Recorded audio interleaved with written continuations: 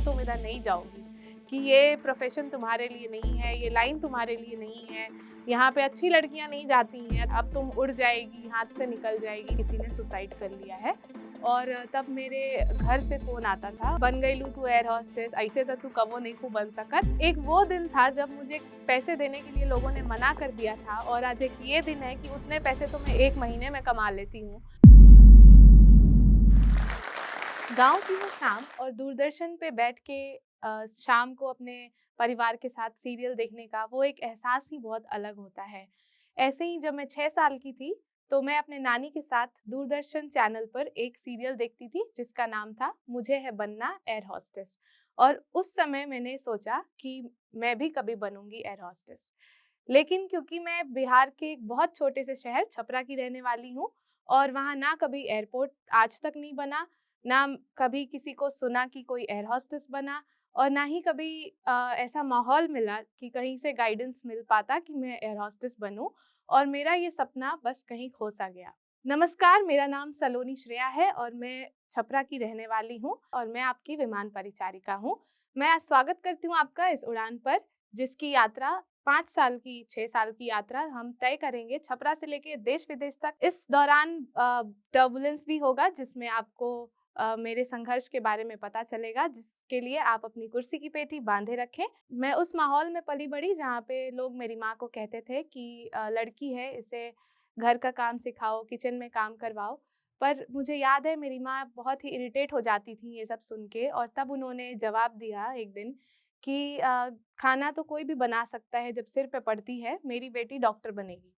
और तब से मन में हो गया कि डॉक्टर बनना है। मेरी 12वीं तक की पढ़ाई छपरा से ही हुई, उसके बाद घर की आर्थिक स्थिति इतनी अच्छी नहीं थी कि मुझे आगे की पढ़ाई के लिए कहीं भेजा जाए। लेकिन उसके बावजूद भी हेल्प लेके रिश्तेदारों से मैं कोटा पढ़ने गई अपने नीट के प्रिपरेशन के लिए। सिर्फ़ 6 बाई 6 का कमरा, एक टेबल, चेयर और उस पे घंटों-घंटों बस हम पढ़ाई करते रहते थे। बहुत डाउन फ़ेज़ भी आया और फर्स्ट अटेम्प्ट में मेरा सिलेक्शन नहीं हुआ। कोटा का माहौल ऐसा होता है कि वहाँ पे आपको आए दिन न्यूज़ मिलते रहेंगी कि किसी ने सुसाइड कर लिया है और तब मेरे घर से फ़ोन आता था और पापा फ़ोन करके यही कहते थे कि दुनिया में ऐसा कुछ भी नहीं है जो तुम नहीं कर सकती हो। तुम बहुत कुछ कर सकती हो, लेकिन बस बालकनी से कूदना मत। और ये जो वर्ड्स थे, जो उस टाइम मेरे लिए मोटिवेशन का काम किए, इसके वजह से मैं शायद कभी डिप्रेशन में नहीं गई। तो मैंने सोचा एक अटेम्प्ट और लेते हैं और मैंने दूसरी बार भी प्रिपरेशन की। और उस समय मैं अपने एक दोस्त से बात कर रही थी जिन्होंने मुझे बताया, उनकी एक फ्रेंड एयर होस्टेस बनी है। और तब मुझे याद आया कि ये मेरा भी तो एक सपना था जो कहीं खो गया था और तब से मैं सपने देखने लगी कि अब मुझे एयर होस्टेस बनना है। लेकिन उसके लिए मैंने ये बात अपने घर पे नहीं बताई क्योंकि मुझे कहीं न कहीं डर था कि यहाँ पे कोई मानेगा नहीं। क्योंकि जिस प्रोफ़ेशन के बारे में लोगों को पता ही नहीं है, वो लोग कभी सपोर्ट नहीं करेंगे कि मुझे भी ये बनना है। तो ये बात सबसे पहले जिनको मैंने बताया वो मेरे मामा थे और फिर उन्होंने बिना किसी को बताए मेरा फ़ॉर्म भर दिया और उधर से मुझे इंटरव्यू का कॉल भी आया। जब मैं अपना बैग पैक कर रही थी स्पाइसजेट का इंटरव्यू देने आने के लिए, उसके 1 दिन ही पहले मुझे पता चला कि नीट के मार्क्स के बेसिस पे मुझे बीएमआईटी और यूनानी मेडिसिन्स जैसे कोर्स में एडमिशन मिल जाएगा। मुझे ऐसा लगा था कि मेरा तो सिलेक्शन ऐसे भी होने नहीं वाला एयर होस्टेस में और इसके लिए बहुत मेहनत करनी पड़ेगी। और जब आप बिहार से आते हैं, आपका मदर टंग भोजपुरी होता है और आप इंग्लिश इतनी हमारे यहाँ फ्लुएंट नहीं होती है किसी की, जिसके लिए मुझे मामा ने बोला कि अब तुम वापस कोलकाता आओ और मेरे इंटरव्यू में करीब 15-20 दिन का गैप था और वो 15-20 दिन में मेरे मामा और मौसी ने मिल के मेरे ऊपर बहुत मेहनत करी और मुझे याद है कि मेरी मौसी जब तक खाना नहीं देती थी, जब तक मैं इंग्लिश में ना माँगूँ।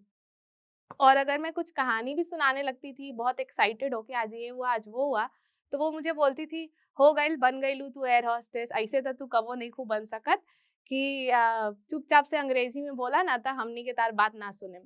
और फिर मुझे कितनी बार ऐसे होता था कि मैं फ्रेम दिमाग में करते रह जाती थी और वो सेंटेंस बन ही नहीं पाता था, तो मैं अपनी स्टोरी चुप हो जाती थी वहीं पे कि अब तो मैं बोल नहीं पाऊँगी। हमें कुछ भी नहीं पता था कि इंटरव्यू देने कहाँ जाना है, क्या पहन के जाना है, कौन से हेयर स्टाइल बनाने हैं, कौन-सा मेकअप करना है, ज़ीरो नॉलेज, कुछ भी नहीं पता था।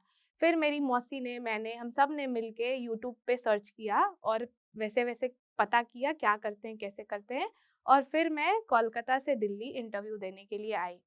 जब मैं इंटरव्यू देने आई उसके 1 दिन पहले ही मैं जामिया में काउंसलिंग के लिए भी गई थी, जहाँ पे मेरा ऑलरेडी मैंने एक एडमिशन ले रखा था क्योंकि मुझे लगा था शायद इधर मेरा सिलेक्शन नहीं होगा। और जब मैं स्पाइस स्टार अकेडमी में पहुँची अपना इंटरव्यू देने, तो वहाँ पे जब मैंने भीड़ देखी और लोगों को देखा और लड़कियों को देखा, खासकर इतनी सुंदर-सुंदर लड़कियाँ थी, इंग्लिश इतनी फराटेदार में बातें कर रही थी कि मुझे लगा कि मेरा तो कुछ नहीं होने वाला है। तो फिर वापस मैंने इंटरव्यू दिया, मैं गई और जब 1 दिन के बाद ही मुझे जॉइनिंग लेटर का भी मेल आ गया कि you have been selected for the position of cabin crew. और ये मेल मेरे लाइफ का सबसे बड़ा मेल था क्योंकि मैंने ज़िंदगी में मेरा पहला इंटरव्यू था और मैंने वो क्रैक कर लिया था। और एक वो जो मैंने सपना देखा था, मुझे लगा था कि अब ये पूरा हो जाएगा। लेकिन जब ये मेरा सिलेक्शन मेल आया, तब ये बात मैंने घर पे बताई, तो मतलब घर में तो ऐसे बहुत ही गमगीन-सा माहौल था कि जैसे मैंने क्या ही कर दिया हो। और फिर उन्होंने कहा कि नहीं तुम इधर नहीं जाओगी, कि ये प्रोफ़ेशन तुम्हारे लिए नहीं है, ये लाइन तुम्हारे लिए नहीं है, यहाँ पे अच्छी लड़कियाँ नहीं जाती हैं, अच्छे घर की लड़कियाँ नहीं जाती हैं, ऐसे-ऐसे बातें करने को मिलते हैं। तो मैं ये पूछना चाहती हूँ कि फिर वो अच्छे घर की कौन-सी लड़कियाँ होती हैं जो यहाँ आती हैं, जो मैं नहीं थी। मेरी माँ तो बिल्कुल भी खुश नहीं थी क्योंकि उनको था कि मुझे डॉक्टर ही बनना है और अभी भी कहीं न कहीं उनको लगता है कि मैंने उनका सपना पूरा नहीं किया और मैं डॉक्टर नहीं बन पाई। फिर मैंने अपने पापा को बहुत कन्विंस किया और जब मेरे पापा ने भी लोगों से पूछा, वो वैसे लोग थे जिन्होंने कभी खुद जहाज़ पे नहीं चढ़े हैं, जो खुद कभी छपरा से बाहर नहीं निकले हैं और उन्होंने बोला कि मत भेजो लड़की को, लड़की बिगड़ जाएगी। वहाँ तो छोटे कपड़े पहनते हैं, वहाँ पे लड़कियाँ ऐसी ही होती हैं, अब तुम उड़ जाएगी, हाथ से निकल जाएगी, न जाने क्या-क्या बहुत कुछ सुनने को मिला। और फिर मेरे पापा को लगा कि शायद लोग सही कह रहे हैं, तो फिर मैंने बहुत अपने फ़ादर को कन्विंस किया और उस टाइम वो दौर ऐसा था कि मेरे पिताजी ने भी बहुत संघर्ष देखा है अपने जीवन में क्योंकि जब हम लोग बहुत छोटे थे तभी उनकी नौकरी चली गई थी और गवर्नमेंट ने उनकी वो वैकेंसी कैंसल कर दी थी जब उनकी जॉब हुई थी। तो उसके बाद उन्होंने अपना एक दवाई की दुकान खोली और उन्होंने छोटा-सा बिज़नेस स्टार्ट किया और जब मेरा इधर सिलेक्शन हो रहा था, उस दौरान फिर उन्होंने एक गैस एजेंसी पे भी काम किया था। लेकिन उसी दौरान जब मैं इधर सेलेक्ट हुई थी, तब उनकी वो भी जॉब चली गई थी। उस दौरान वो खुद भी बहुत मेंटल स्ट्रेस में थे और इतने मेंटल स्ट्रेस में होने के बाद भी ये मेरा डिसीजन सुन के उनको लगा कि अब क्या करना है उनको भी नहीं समझ में आ रहा था क्योंकि समाज का बहुत दबाव था। तो फिर मैंने बोला कि अब मुझे तो यही करना है या तो फिर मैं आगे पढ़ाई नहीं करूँगी, मैंने ऐसे बोला। तो फिर उन्होंने मुझे कहा कि ठीक है तुम्हें जो करना है तुम करो तुम्हारे खुशी के लिए, तुम जो चाहती हो वही करो, मैं तुम्हें कभी नहीं रोकूँगा। और यहाँ से मेरी उड़ान की शुरुआत हुई और फिर मैं अपने लाइफ़ की पहली फ़्लाइट, फ्री की फ़्लाइट थी वो मेरी, जब कंपनी ने मुझे टिकट देके पटना से दिल्ली बुलाया था। और जब मैं यहाँ आई, तो मैंने देखा कि ये बहुत ही प्रेस्टीजियस जॉब है, यहाँ पे बहुत सारे चीज़ें आपको सीखने को मिलते हैं और मुझे नहीं लगता कि इतने कम उम्र में आप इतने सारे एक्सपीरियंस, एक्सपोज़र आपको कोई और इंडस्ट्री में मिल पाएगा।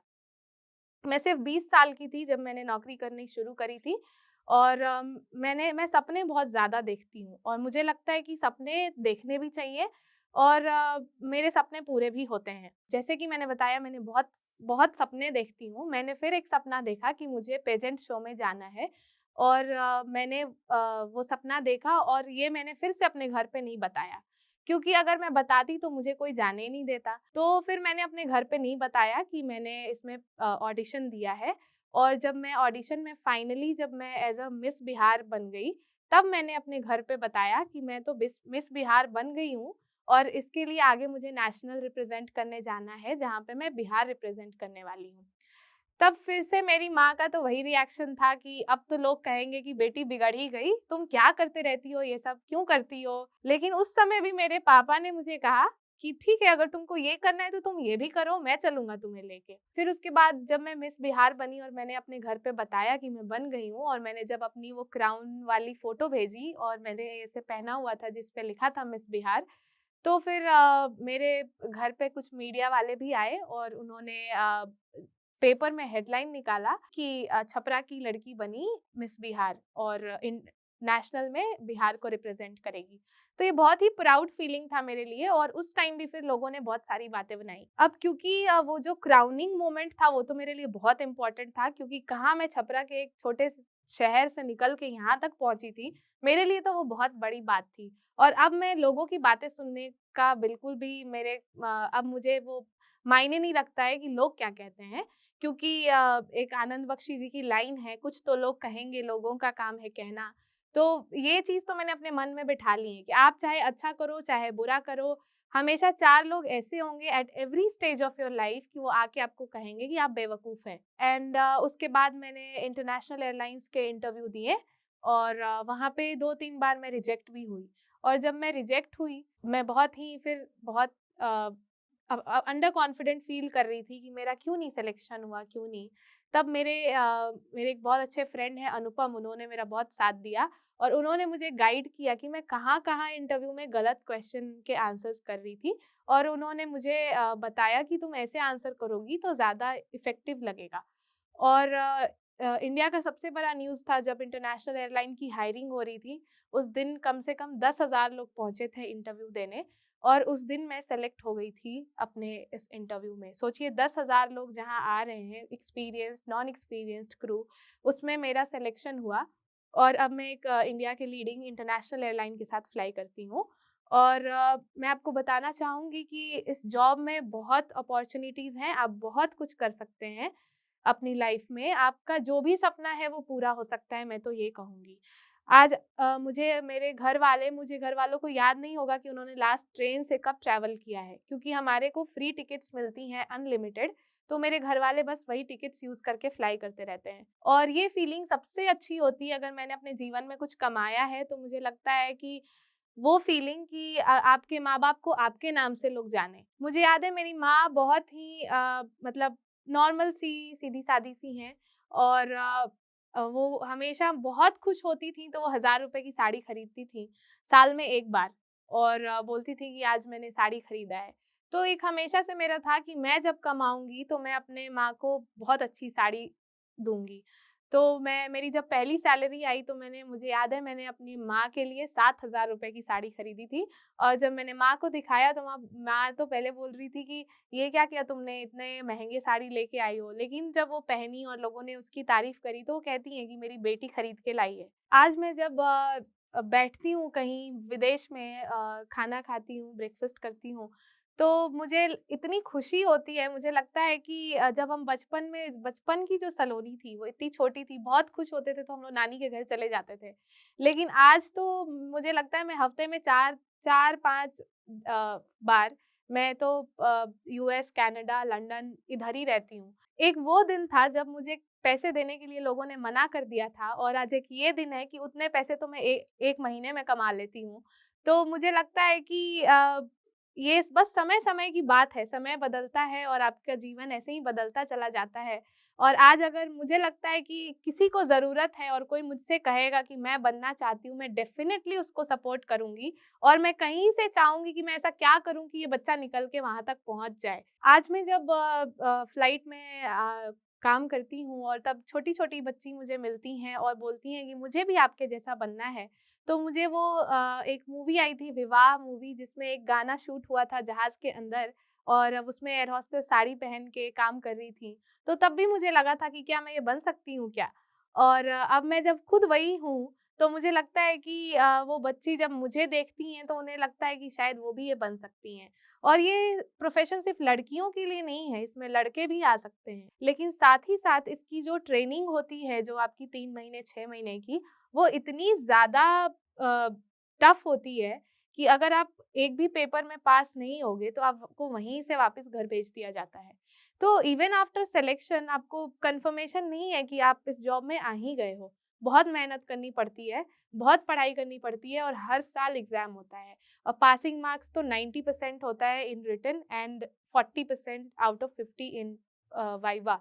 तो ये बहुत इम्पोर्टेंट है कि लोगों को समझना कि ये बस हम मेकअप करके यहाँ नहीं आ जाते हैं। और मैं अपने माँ को भी ये कहना चाहूँगी कि माँ देखो डॉक्टर बने होते तो शायद अभी यहाँ नहीं पहुँचते, एयर होस्टेस बने हैं इसलिए आज सारी देश मुझे देख रहा है। उनका एक ये डिमांड था कि हम तुम्हें भेज तो रहे हैं लेकिन तुम्हारी पढ़ाई नहीं रुकनी चाहिए।